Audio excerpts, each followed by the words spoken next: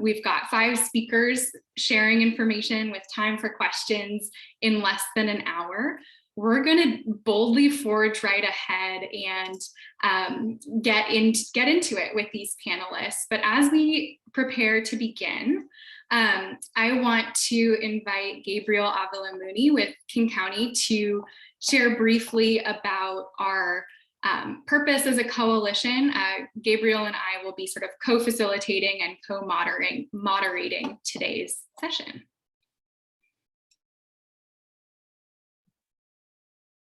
Hello, everybody. It's really nice to see so many familiar faces and names. So today we're going to meet to talk about and discover and rediscover the value of trails and what the coalition can offer in that regard. We'll talk a little bit today about our values as a coalition, as well as our mission to connect the Trails Network across the Central Puget Sound region and improve the health, community, quality of life, and access for everyone.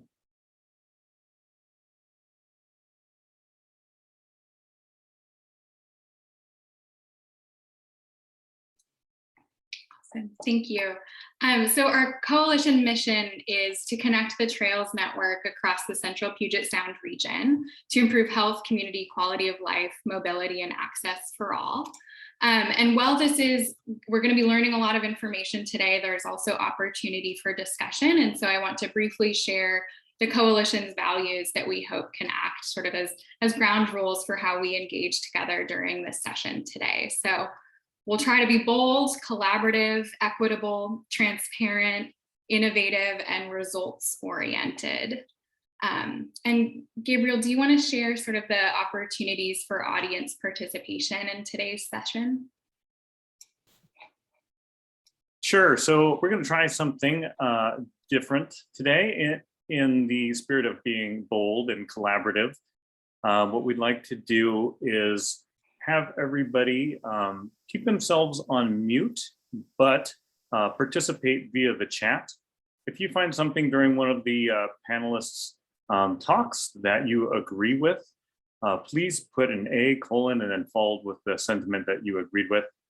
Same thing if it's a new idea, or if you have a burning question, Q: and then that question. That way we can sort of sort through those chats and see what sort of themes are coming up.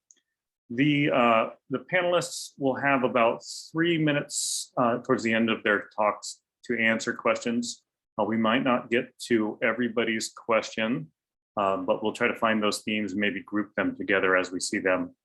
And if we have some time at the end of the presentation, maybe we can answer a few more of those today. And if not, maybe they'll be kind enough to answer a few of those to the group over email in the future.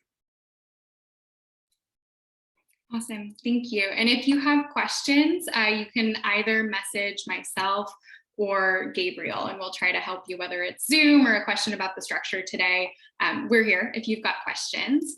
And I just want to do a quick overview of how today's going to go. We've kind of taken care of our welcome and purpose. And first we'll hear from Dr. Sarah Park-Perrins with Seattle Children's Hospital, who worked on some exciting research that we'll hear about in just a moment, as well as Kimberly Kinchin with Disability Mobility Initiative, Laura Marshall at Echo Northwest, and Lydia Kenselar and Mike Rose with Alta Planning and Design. And we'll take just a few minutes at the end of the session to sort of harvest the key insights and key messages that we want to carry forward in our work together as a coalition.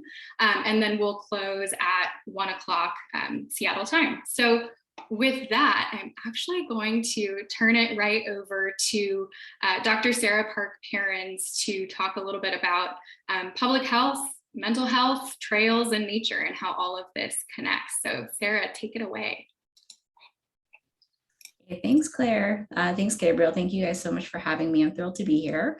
I'm going to quickly navigate Zoom to share my slides with you, hopefully without hiccup. Okay, so you should be seeing PowerPoint, and I'll do presenter view.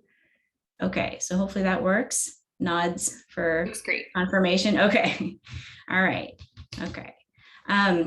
So, again, my name is Sarah Perrins. I'm thrilled to be here, and I'm just here to talk to you briefly about this really rapidly growing field of scientific research that looks at the multiple human health benefits associated with nature contact.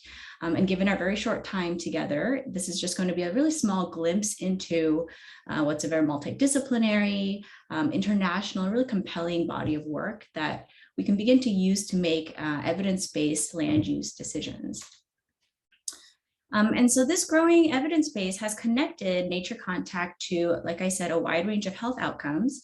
And these are just some of those outcomes.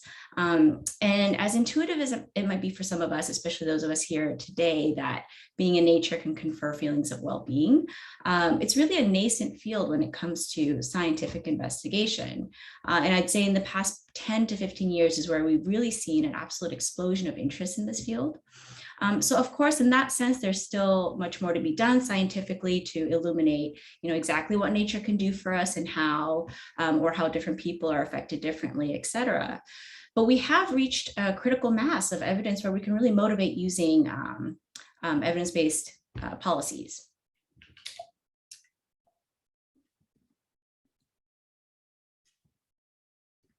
I'm trying to progress the slides, but it's not responding to my arrows. Okay, there we go. Sorry about that. Okay, so I want to briefly motivate the importance and urgency of having nature contact and its related health benefits now. So it's projected that almost 70% of the global population will be in urban areas by the year 2050. And Seattle, for example, has been one of the fastest growing cities in the US for the past decade, right? And that's not to say that urban living is ominous or all bad. It comes with plenty of benefits like increased access to healthcare and improved sanitation, but it also comes with decreased nature contact. And given our species' 2 million year history living in very close contact with nature, it just sort of begs that question, right? Like, what are some unintended health consequences of this aberrance or this move away from nature? And for example, an analysis of 20 research studies from multiple European and non-European countries found pretty large increased risk for anxiety and mood disorders in people who are in urban areas compared to rural areas. And other studies like fMRI studies found that early life exposure to urban settings, whether you're born or brought up in urban settings, may affect stress regulation. And that people who were brought up in urban areas had increased incidences for a long list of psychiatric disorders. And so as we continue to urbanize, it's timely and it's relevant to inform evidence-based decisions about how we build the environments around us to be the most health promoting. And then here in Washington, almost a quarter of our adults experience a major depressive episode in a year, and more than 10% of our adolescents do as well. And then in terms of physical health, a large proportion of our population is overweight or obese. So again, it's an important time to consider how we build our environments to facilitate health and healthy behaviors. And then finally, we need to consider subpopulations who are particularly in need of increased access to nature. So this is a graph from a recent report by the Wilderness Society. And especially if you focus on that sort of middle cluster of bars here, it shows that in the rest of King County outside of Seattle, people of color are particularly underserved when it comes to having a park within a reasonable walking distance. And so it's important to look at other forms of nature contact, like networks of trails and such, that can help us to achieve more access to nature, more equitable access to nature, and connect people to those kind of health benefits. Okay, so when it comes to mental health, this is an example study where, so this 2020 study followed people around for 30 days and they collected surveys throughout the day. And they wanted to see how happiness and body image perceptions changed with different environments. And what they found was that spending time in natural environments, so particularly those with water features or grassy or wooded areas, was associated with more positive body image and greater levels of happiness. And another study had researchers collecting saliva samples at various sites in people as they entered the site and when they left the site. And they looked at saliva because it contains some of the hormonal byproducts of our HPA axis stress response system, commonly referred to as cortisol, which you might be familiar with, which can tell us a little bit about how activated a person's stress response was or is. And site A was at the entrance to a wooded hiking trail. Site B was a playground, and Site C was a large indoor recreation facility. And when comparing those cortisol levels upon entry and exit from these sites, they found that Site A was associated with decreased cortisol levels compared to the other sites. And then researchers in the field also look at cognitive function benefits, particularly when it comes to attention and working memory, which are limited resources that we have that become depleted. And nature has been shown to restore this potential and improve cognitive functioning. And so researchers often use difficult cognitive tasks to see if and how nature exposure can actually restore that resource for attention and memory. And so, for example, the study asked participants to perform a task where researcher will tell you a series of numbers and you have to repeat it in backwards order. So, and you do this again and again. And as you can imagine, it becomes quite challenging to do. And then participants are randomized. You're either set to go on a walk in nature or you go for a walk in a much more urban environment. And as I'm sure you've guessed by now, it's the people who walk in nature that come back and have improved performance on this task compared to the urban walkers and compared to before their walk.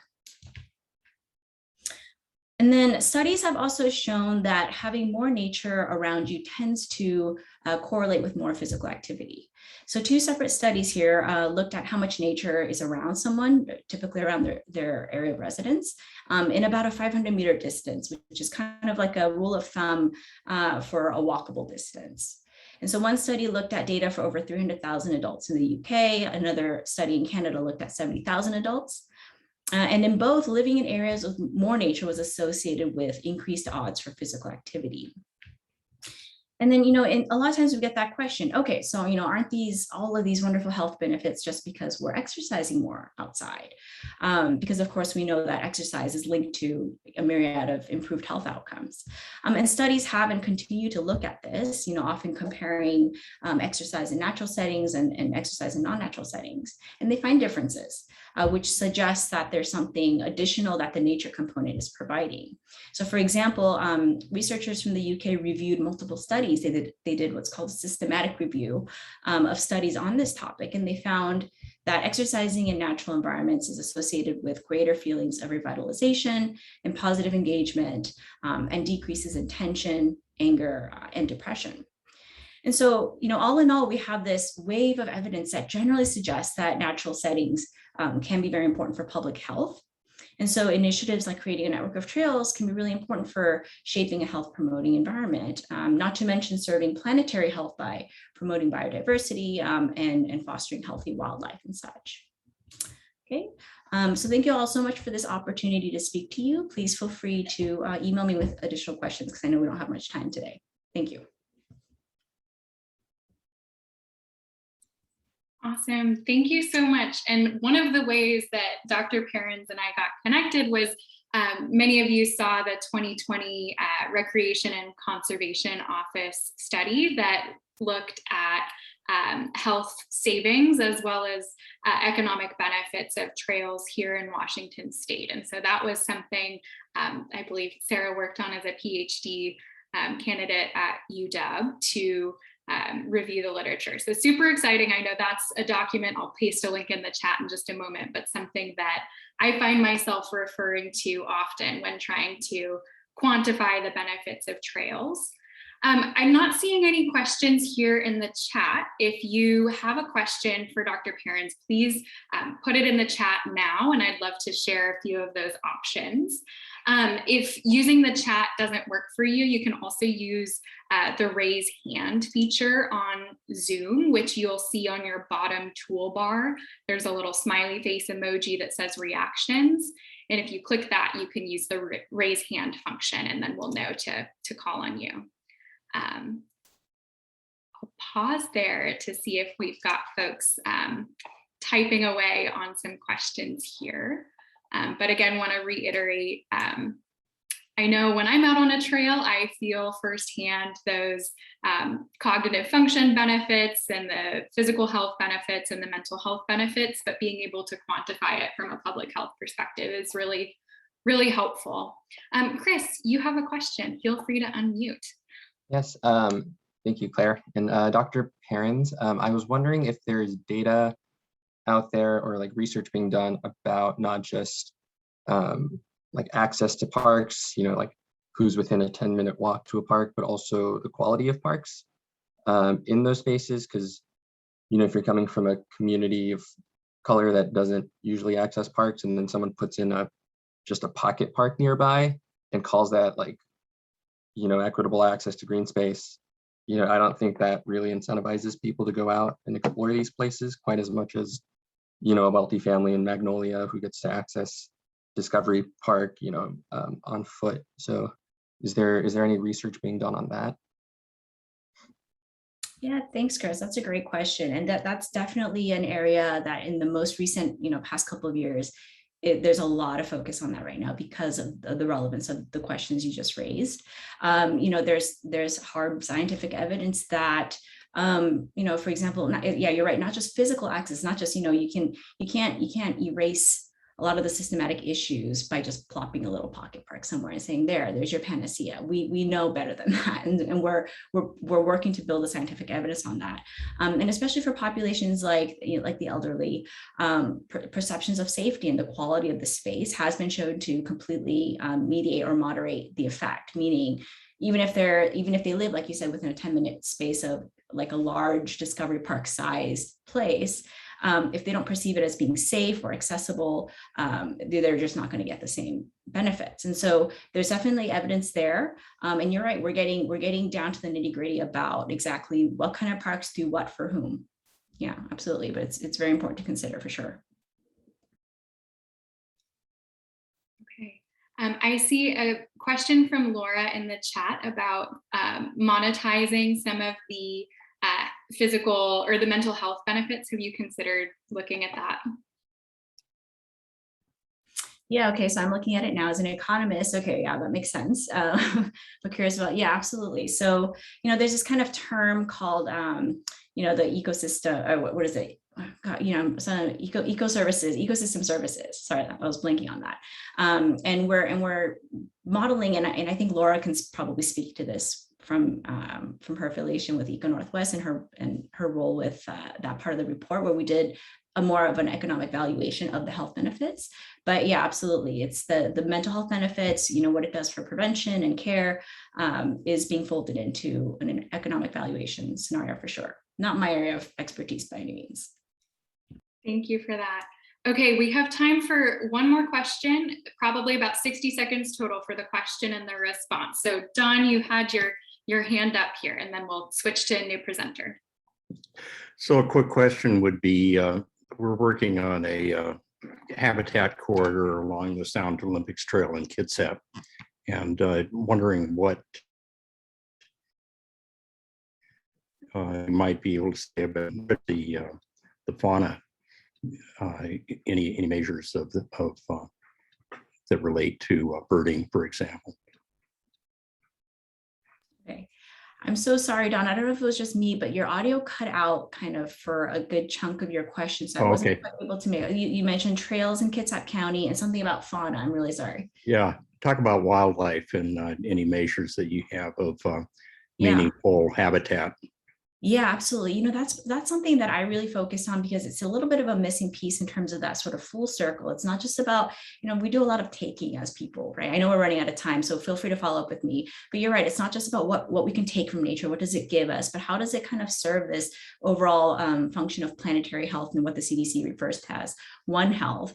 And that's, there are a couple, especially probably in like maybe 2020 on, meaning 2020 and 2021, you're actually starting to see a lot of studies, especially out of the UK, that look at biodiversity specifically as playing an active role in fostering well-being. So they'll look at the diversity of birdsong, for example, or people's perception of biodiversity and whether that corresponds to well-being. So that's a really exciting new burgeoning area. And I'm happy to follow up with you more via email just because we're out of time. Awesome. Well, thank you so much, Dr. Perrins. And as we transition to our next speaker, which will be Kimberly Kin-Chen with Disability Rights Washington and Disability Mobility Initiative, I just want to flag that we had 2 questions in the chat about research specifically on health benefits for children with disabilities and people with disabilities. So if you've got any links you can drop our way, Dr. Parents, that would be much appreciated.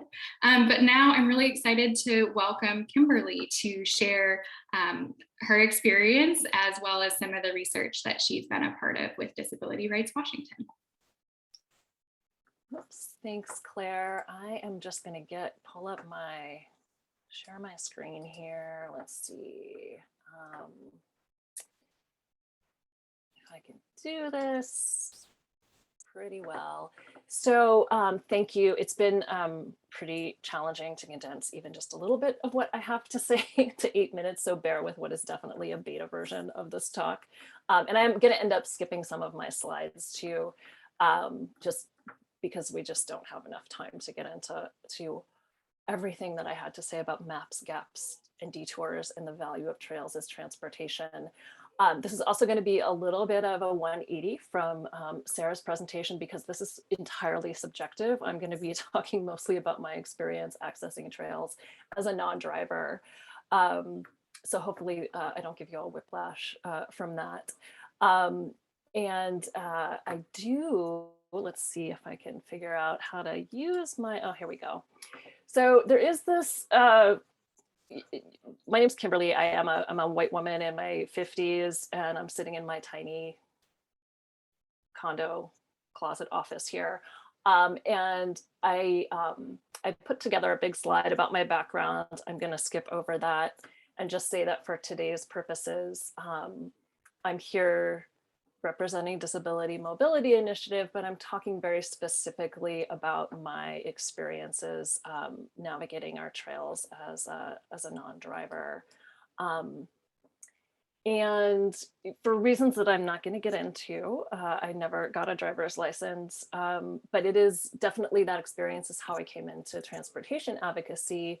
And riding and accessing trails as a non-driver means that I use the bus and transit a lot.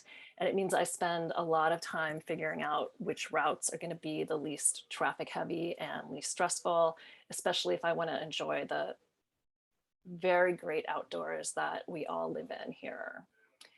And just a quick backtrack about how I began bike commuting. This is, by the way, me on the Sammamish River Trail in King County on a recreational ride.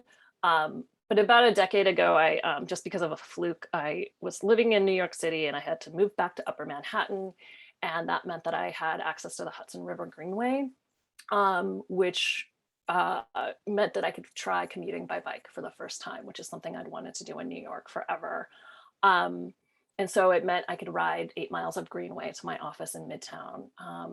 And it was glorious. I'd done a little bit of cycle commuting on the Burt Gilman before I left Seattle for New York City, but I'm not gonna lie, I've never had a more amazing bike commute than along the Hudson River.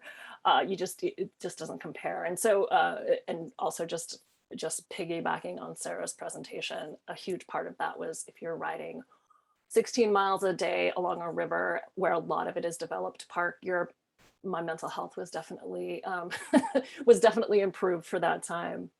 But one of the reasons I returned to the Pacific Northwest was because of its regional trail system, which meant both access to recreation and transportation, sometimes at the same time.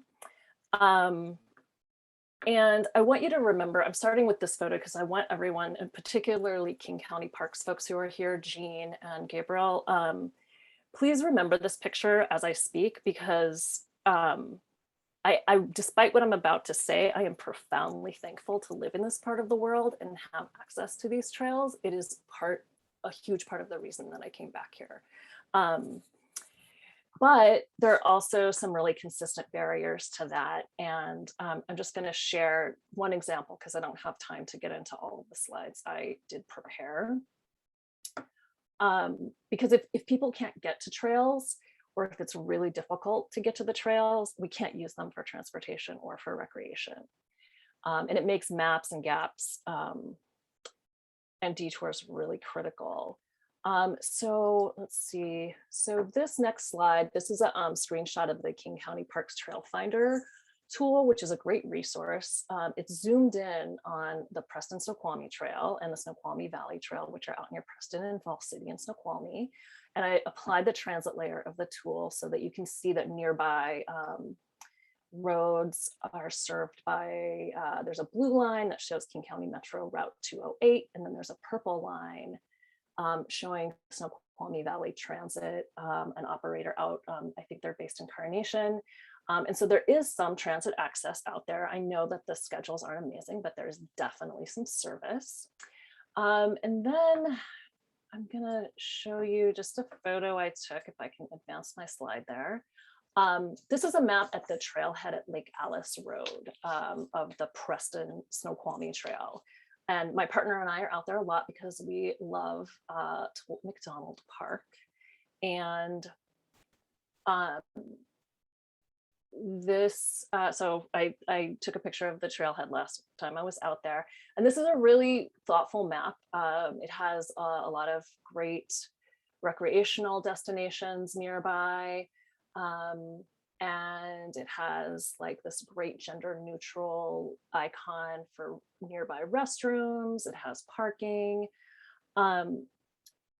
But what there is not any hint of is all of the transit service that you saw in the previous slide.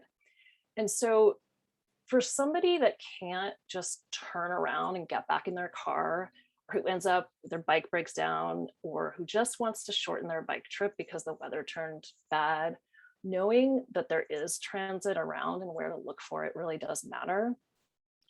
Just as we would never build a highway interchange without putting up a big sign saying, this lane takes you to SeaTac, we should never put up wayfinding that doesn't fully show our entire transportation system. And I don't mean that you need to show every single bus stop. It's just that we definitely need to see that somewhere not too far away, we probably can catch a bus. And part of that is because for non-drivers, we already do a lot of work that you probably don't think about if you can drive. And I'm just scratching the surface, but I just do want to say, as much as this map is a great map in a lot of ways, the lack of transit and fully reflecting our full transportation system is a big missing piece. And that means that the map doesn't show the full value of the trails. It doesn't show everything that you can do from those trails, and vice versa. And yes, there's Strava and Ride with GPS and Transit app, but if you're driving to that trail, you don't have to master 5 apps or you don't have to master 5 apps to get to Tolt McDonald Park by car. And I shouldn't have to master 5 different apps to get to Tolt McDonald by bike or bus, or to get to the Snoqualmie Valley Trail. Hey, Kimberly, Yeah. I am loath to interrupt, but as a quick Yes. time check, we've got less than 60 seconds. We can eat into question time a Okay, little great. bit, but Yep, wanted to give that's you that time. And audience, if you Great. have questions for Kimberly, please type them in the chat. So when we wrap up, we'll have those queued up. Thank you. Yeah, and so I did, thank you for that, Claire. And so I did know that I was gonna run hot a little bit here. So I'm gonna skip the rest of my my slides and some salty tweets where I talk about gaps and detours, which are another big issue. And you all will have access to these slides, and I'm happy to talk with folks one-on-one. But just highlighting some gaps and detours, because those are the other things that really basically make things really challenging if you don't have access to a car. And I guess I would just say, again, I do love our regional trails. I think that we're just missing out on capturing the full value of those trails when we don't show how they connect to everything, and when we don't show how the transit system connects to trails. Just in terms of some quick actions and takeaways, if you want to get a little taste of what it's like to not drive, Disability Rights Washington through Disability Mobility is sponsoring this week Without Driving. There's a link I'll paste in the chat later. And then there are also the policy rides this week. You can tap me for technical assistance if you want to commit to get there without driving. And then I did not get time, and again, sorry for the beta version. I also wanted to connect this to our recent report, Transportation Access for Everybody. We did not focus on recreation, but I think that if you flip through here, and especially if you look at the deterred demand section, you will you will hear some stories of other non-drivers from around the state, which we've put also into policy recommendations format as well. That can also, I think, help you understand some of the low-hanging fruit that we can capture so that we're really showing the full value of our trails. And thanks so much, Claire. Awesome. Thank you so much, Kimberly. I learn a lot about everyone else's experience of using our trails, and count myself very lucky to have had a Burt Gilman commute living in Seattle for a couple years. Do folks have questions for Kimberly? We probably have time for one, and I am not seeing any queued up in the chat, so would propose if questions come in, Kimberly, if you're willing to respond to those folks here in the chat or offline, Sure. Let's do that. Really glad to have Kimberly on our leadership group and participating in the Leafline mapping effort, and really beating the drum for making sure transit access is part of how we consider this network. Next up, we have Laura Marshall with Eco Northwest to share about the 2020 RCO study that Dr. Perrins also worked on, the health section, but Laura will specifically be addressing economic benefits of trails. So Laura, welcome. Thank you for being here, and I'll let you take it away. Okay, perfect. Let me get the sharing on here. All right, and Claire, if you could just confirm for me, are you seeing the main slides or the note slides? I'm not seeing your notes, just the slides. Okay, perfect. Perfect. Well, for the sake of time, I know I'm going to go fairly quickly, but this is a little different than the previous two presentations in that I'm presenting the results of a specific report that we, like Claire said, put together for the Recreation and Conservation Office back in 2019. I'll link to that report also after my presentation, if that's helpful for folks. A lot more information there in the technical appendix. And we had a lot of review and support. This was a really thoughtful project by Wendy Brown with RCO, who brought in some of the people I know are on this call today. And so just a big shout out to them to helping us make sure that this work is comprehensive for all of those different things like the health benefits and the use. So getting into the nitty-gritty of what we did here. When we're talking about economic outcomes, and so as an economist, we have the economic, environmental, and social benefits. I would consider that all economics, because economics is anything that provides value to people. And for trails, we focus in pretty heavily on the use part of trails, a little bit different for the environmental ecosystem services part that I'll talk about. But what was the most challenging part of this project actually was figuring out where is trail recreation happening and how much of it is happening. And so we went through a lot of different data sources that I'll get into if we've got time, and came up with an estimate of 292 million user days per year on recreational trails. I should specify, we're talking about non-motorized recreation here. And from the distributions you can see in this slide, the majority of the use, or the over half of the use, I should say, is for walking. Compared to hiking, jogging, running, about half as much, as well as bicycling, and then backpacking as well, which probably fits people's priors pretty well. But the average per person is a lot, 38 to 42 days per year per person. So getting to the importance of this, feel free to use these types of data and statistics in your advocacy work of how much this is used by people in Washington. I should say too, Earth Economics did a study of outdoor recreation more broadly that did many of the same things that we did. I think it was 2016. And so that's another great resource for these types of economic outcomes that I'm talking about today. So our results, big picture, are that this is contributing to Washington's economy in both direct ways through spending, which is that 8.4 billion that you see, and then the total economic contribution of the footprint of what remains. And you'll notice that's actually smaller than the spending. That's because some of the things, like when you trail users go out and buy gasoline, a lot of that money leaves the local economy, but some of it definitely stays with the employees and operators of something like a gas station or people buying granola bars, whatever it may be. And so with that, a methodology that we applied there, the 8.2 billion per year for, again, just those activities that I mentioned in the slide before. And those support many jobs, both from guide services providers, as well as workers who work at the gas stations and the restaurants that get business from trail users. And a lot of that, though, everything I'm saying is, you can think of, we did a case study of Lake Serene Trail, for example, and it's this really Instagrammable, beautiful trail. And so there's some use that people spend a lot more money on compared to local trails. That doesn't mean those local trails don't have value, and we account for this in the report.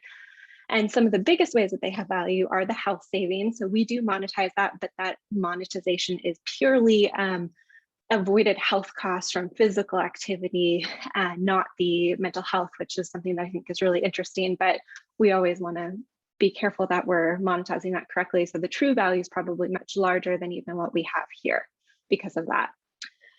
The recreational use value, though, that's the thing that can be a little complicated to understand, but I want to really highlight the importance of it. So using a simple example, recreational use value is the value to the person participating in the activity beyond what they have to pay to participate in. And sometimes paying to participate is just the cost of their time, that sort of thing. So I have a local trail a couple blocks from my house, and I use it all the time to walk my dog. I don't have to pay anything. I don't buy any coffee before I go. I just walk right from my house. But for me, that trail has huge value because, and I would be willing to pay, but I thankfully don't have to. And so that surplus value, that value that I get to retain and I get to experience, is what that recreational use value is.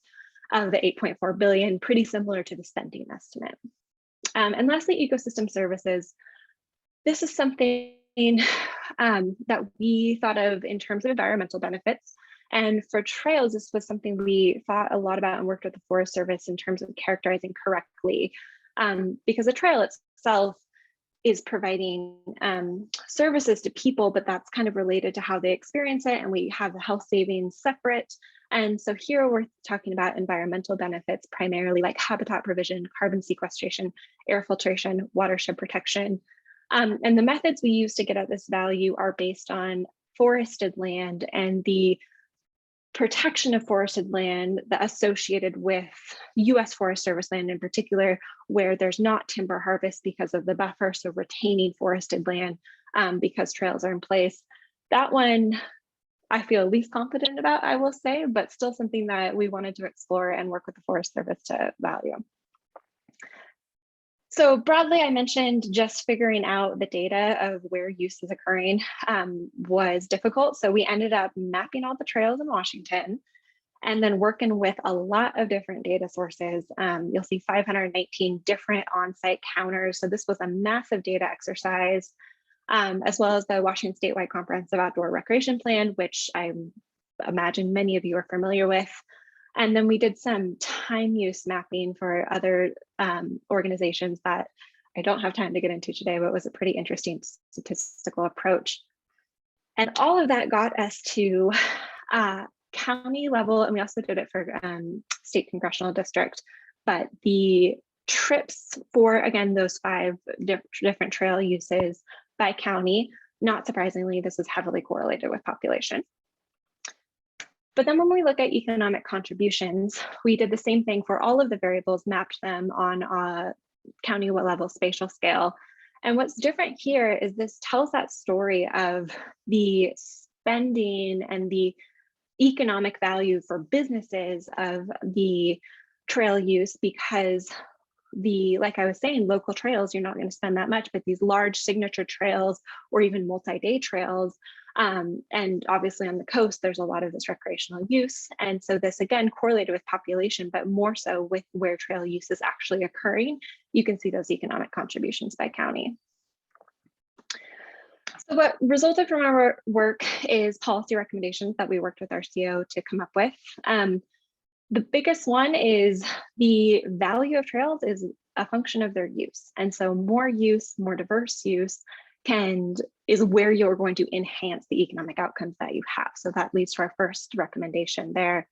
And we've all seen the trails that are incredibly crowded trailheads you can't find parking at, getting that use spread out and into different communities that aren't always experiencing those same economic contributions, multi-day trails, longer, more facilities. People, as I'm sure many of you know, want bathrooms by their trails, and they want, what the prior presenter talked about, the accessibility features. All of this is going to increase economic outcomes in the sense that it lowers the transaction costs and the barriers for people to participate, increasing visitation. So I think I will stop there and take any questions. I have not been monitoring the chat. Thanks so much, Laura. That was, I've looked at your report before and I learned something new hearing you read it out with a specific eye to King, Kitsap, Pierce, and Snohomish counties and some of the differences between those counties and the rest of the state and even between those 4 counties. So thank you for that. I am seeing 2 questions in the chat, but again, folks, if you've got a burning question, please type it in the chat, or you can let me know by raising your hand. And we've probably only got time for one of these 2 questions, Laura, that we've got so far. Number 1, how do you classify manual and power wheelchair users? I'm not sure if that was to Kimberly or to Laura, but that's one of our questions. As well as, I wonder if we've got demographic information about who trail users are in Washington state to sort of associate those economic contributions with the average trail user. Do we know that? Yeah, I can take that one. And we do know that, and it is in our technical appendix. I'm actually just going to share it really quick because I pulled it up wondering if I might get a question like that. And so that was something that we looked at with the census data that I referenced. And so this is just one that I'm pulling up here. You can see the influence of educational attainment on the likelihood of trail participation. People with bachelor's degrees, much more likely on average for walking, running, biking, hiking, a little bit less likely for backpacking, with graduate or professional degrees actually being the most likely, and associates for backpacking. So things like this are the types of information that we have in the technical report. And some of it is a little bit technical, but hopefully that's useful and answers the question there that you were getting at. And I'll link those both in the chat. Perfect. Thanks so much. And I think our coalition, as we go through a mapping exercise, we've got a piece of work to digest more thoroughly the information in that report and try and articulate how it applies to the work that our partners and members are doing every day. Folks with more questions for Laura, drop them in the chat. I'm hoping Laura will answer there if there are additional questions here. But I want to turn it over to Mike and Lydia with Alta Planning and Design. Really looking forward to hearing from these 2 more about the economy, about climate, a whole host of sort of environmental topics that they'll walk us through. So thank you. Great, thank you. So are we seeing the slide, and are we hearing me okay? Yes, yes to both. Great. Okay, good. All right, so it seems like we're running a little short on time, so I'm going to move through some of these a little faster. You can see Lydia and I are passionate about this topic, and we want to talk about everything, and I just won't quite have the time to do that today. So this is the overview of what we will be talking about, and I'm going to dive right into it. The first one is the Great Springs Trail, and this is a trail in between Austin, Texas, and San Antonio, and it's 100 miles long. And this is an interesting economic study because it's similar to what our last presenter talked about, but it's focused on just 100 miles of trail and trail that doesn't yet exist. So it's projections as to how much benefit we're going to have based on this trail. I've provided Claire with the links to this actual report if anybody actually wants to see the detail. It's something she can share in chat or afterwards. But there's just a couple of these that I wanted to hit on very quickly. The first one is the economic benefit. And this is based on specifically non-local people buying goods and services when they're here to use a trail. So you can see here on the right, we have these graphics and these numbers that actually show where people would potentially be spending money if they were coming here to use this trail. The other benefit I specifically wanted to talk about was the transportation benefit. And this one's a little bit different because most of the dollar value from the transportation benefit comes from money that we're not spending on automobile related stuff. It's making the assumption that there's a reduced number of automobile trips when somebody has access to a trail or a facility like that. And some of these trips they would take by car suddenly get substituted for walking or biking along this trail. So you can see we're estimating essentially a savings of almost $11.5 million because we're spending less time stuck in a car, fewer crashes, less maintenance on our vehicles, less wear and tear on the roads and so forth. But hopefully that money that is saved can actually be repurposed and is used somewhere in the economy for some more beneficial purpose. I'd like to give a quick example of a community that benefited greatly from a new trail system. And this example is from Springdale, Arkansas. So you can see on the right, hopefully you can see my cursor. This is a graphic of a trail that was opened in 2015 called the Razorback Greenway in Northwest Arkansas. You can see Springdale is the middle here. And this image on the left is the Springdale downtown. And the red dashed line that you see here is where the trail actually went through their downtown. The plan you're looking at is the plan we did for an overall downtown revitalization. And you can see we made the trail the centerpiece of the work that we did here. So this was their downtown before we started. It was essentially, hang on here, I had a note of what I wanted to say about it. There it is. Before the trail, the downtown was forgotten. Many of the businesses were closed and on the right, we have vacant buildings, and in the middle, they're in the middle of tearing down 2 buildings because they were a safety hazard. So there was really nothing going on downtown, and we wanted to use the trail as an opportunity to revitalize this place. So you can see on the right, fast forward a few years after that photo was taken, the trail is in place. You can't see it really here, but it's on the far right side. If you see my cursor up in front of those buildings, the trail passes through their downtown. At the same time, they wanted to make their downtown a place. So we actually designed and built this park that you see here. And yes, there was always a creek running through their downtown. They just had it in a culvert, and we daylighted it and we added this park. So the trail brought the people downtown, and then we added the park, and then the buildings and the businesses that got renovated through there made it a place to stay. So you can see here, the trail brought people back downtown. The businesses in the park gave them a reason to stay. The vacant buildings on the upper right, it became a brew pub, an ice cream parlor, and a bike shop. Nightlife was coming back to Springdale. On top of that, the city of Springdale has a downtown alliance. So you can see the purpose of this organization is to bring businesses to the downtown. You can see on the left here, the local newspaper story, that there are 28 new and growing businesses in the downtown area, despite COVID in 2020. They also have programmed events like Music in the Park you see in the upper right, and they have an annual street dinner for the city. And this all started with the trail through the downtown. The trail was the catalyst and the economic driver to reinvigorate this space. I'd also like to switch gears quickly and talk about overall connectivity.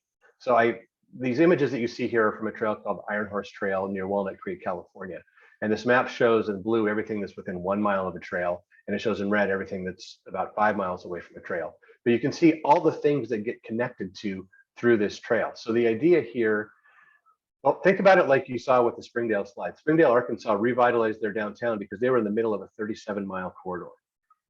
Imagine if that was only a 2-mile stretch. There would have been far less connectivity and far fewer people who would have had access to that downtown area. So the point I really want to make with this is more connectivity is good. The more people that you can connect, the more beneficial each piece of the trail that you have actually is. And again, a quick change to emergency preparedness. This photo you see here is a trail in Cathedral City, California. This is actually built on a levee. So the levee is actually an emergency preparedness facility to prevent flooding in this community. So to the right, all that green you see is actually the floodway. In an event, that is like a rushing river. So when that is a rushing river, this top of this levee is dry. So having these emergency facilities that you can use as trails in normal times, and then you can also use the same trail as a way to get to high water or to get to safety in the event of a flood, because the streets, the waterway, or the floodway here, they're all flooded in the event of a flood, but this trail stays dry. And I'd like to hand over to Lydia to talk a little bit more about emergency preparedness and some urban cooling. Thanks, Mike. So, similar to the levee trail that Mike was just talking about, we can also think about trails as a way to provide ingress and egress during other natural disasters like tsunamis or wildfires. The graphics that I'm showing here on this slide on the left, this is from a Safe Routes to School plan that we developed for a school that's within the tsunami inundation zone. So during tsunamis, the best way to evacuate is on foot or by bike. So thinking about the ways that those active transportation networks can also provide that critical access is really crucial. And then the graphic we have on the left is from a project we did in Laguna Beach, California, in an area that was really impacted by wildfires. And we're going to be working in the near future with the communities along the Creek Greenway to think about how wildfires and trail planning can really work together. So in this Laguna Beach example, we really wanted to think about ways that we could increase the number of lanes available for ingress and egress during those wildfire events that we know come seasonally.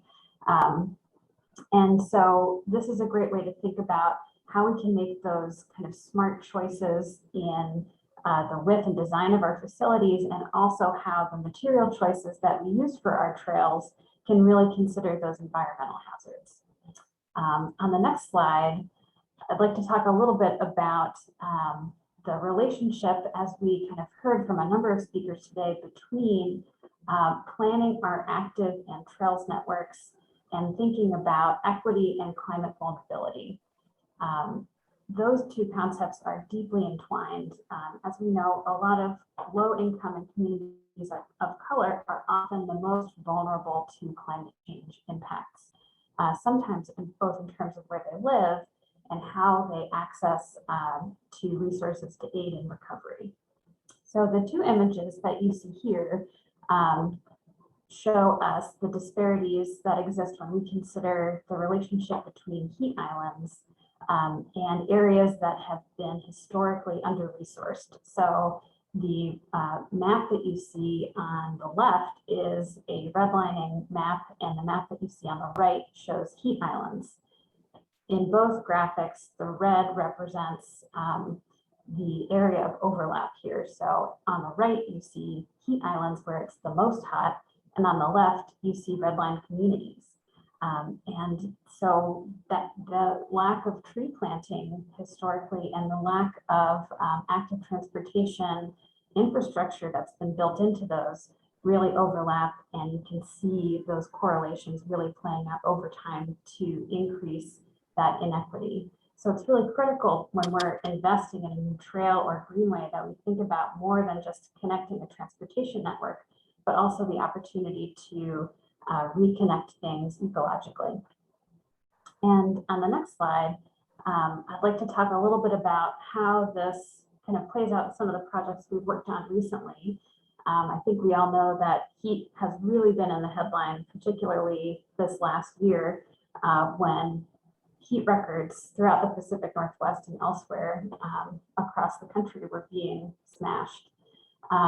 We really have to think carefully about the materials that we put into our projects and think about how we can affect change through the trails and greenways that we build.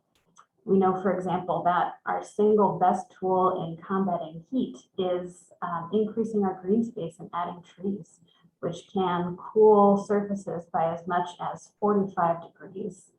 You can see in the graphic on the left here, actual surface temperatures that were recorded during an October heat wave in the Los Angeles area.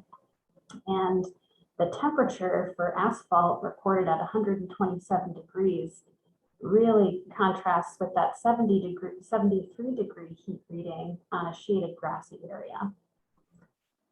And then on the next slide, I'd like to kind of close things out and talk a little bit about how we can take this knowledge that we have about the way that material choices really impact cooling, and talk about the urban cooling toolkit that we developed.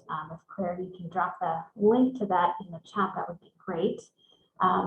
So this is a tremendous resource that is really intended to be useful for both city and agency staff, as well as designers and planners.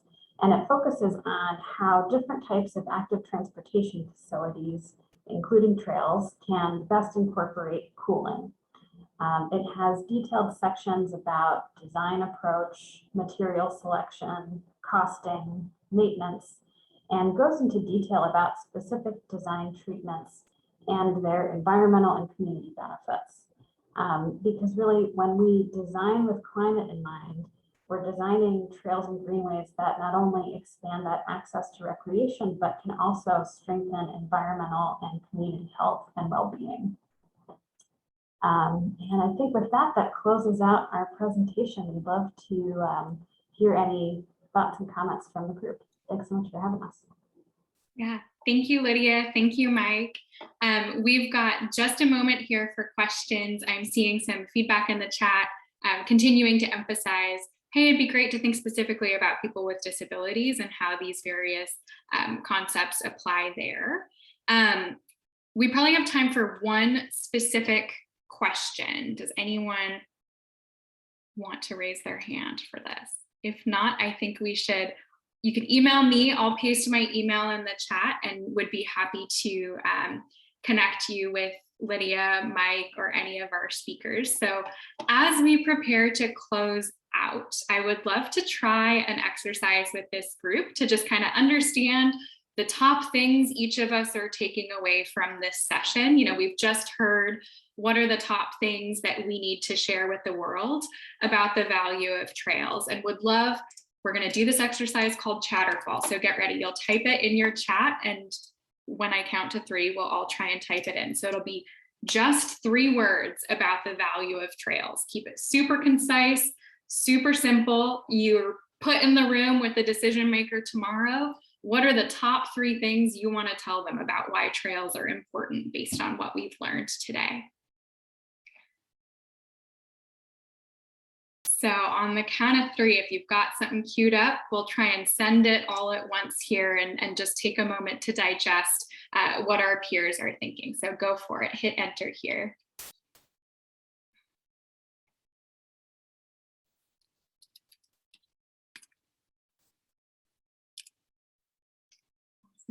Thank you. And I'm going to take these responses and put them together into a little bit of a word cloud so we can start to make patterns out of these. That'll be part of our follow-up on the summit. So not today, but in the future, expect some of the links shared today, link to view the recording. But in terms of just a quick read through, folks, 3 words they want to share about the benefits of trails. I'm seeing mental health, human needs met, economic health, transportation access, good for emergencies, access for disabilities, health, happiness, wellness, inclusivity, fun. Some really great concepts that we've been able to hone in on through this session today. As we prepare to close out this specific portion of our first day, I do want to give you just a quick pointer on what to expect next. So today we were focused on discovering and rediscovering the value of trails and some of the messages we need to bring to the world. Tomorrow at 11, we'll be getting into the nitty-gritty to sustain this work with funding, with another slightly longer panel tomorrow facilitated by Monica Lears at King County. Thursday, we're going to have an interactive virtual session that helps us dig into shared challenges and really get to know each other and swap success stories or new ideas, try and unlock some creative thinking there. And then Friday and Saturday of this week, we've got 2 in-person opportunities to join a policy ride. Friday on the Interurban Trail South, Saturday on the Interurban Trail North. And then Diane Iverson, who's on the call here, is going to lead a ride in Bremerton later in November. So all that information is on our website. I'm going to drop in just a quick link to the summit schedule. And if you've got feedback, you know, we're always experimenting with new formats for these, and please do reach out. It's really helpful to get a sense of how it's landing and what folks are appreciating here. And as we end, as always, just want to appreciate the funders who are contributing and sustaining the coalition's work, as well as our more than 50 members who are part of this coalition and core to the work. We've got a very text-heavy slide here with that long list. So thank you so much, everybody. We'll leave it there. Here for any questions over email, and look forward to seeing you tomorrow. But as we close out, join me in giving a big round of virtual applause to our 5 presenters today. Thanks so much for bringing your expertise to this coalition. Awesome. Thanks, everybody. Take care. Thanks. Bye.